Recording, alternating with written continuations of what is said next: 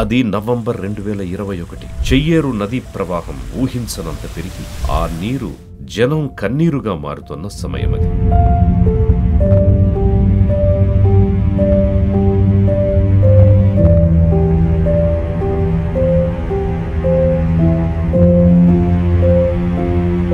యాభై 52 live stock assistant మందల రమేష్ వరద సమయంలో ఆ ప్రాంతాల్లోనే డ్యూటీ చేస్తున్నాడు.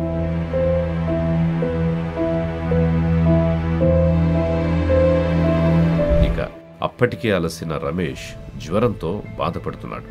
రమేష్ చాలా హాస్పిటల్స్ తిరిగిన తరువాత మొత్తానికి ఆయనకు వచ్చింది క్యాన్సర్ అన్న సంగతి తెలుసుకున్నారు. 4 years నుంచి క్యాన్సర్తో బాధపడుతున్నాడు. సీరియస్ ఉంది, కొంచెం 3rd స్టేజ్లో ఉన్నారు అని చెప్పారు. చాలా భయపడ్డాం అందరం. మళ్ళీ తిరిగి వస్తారు రారు.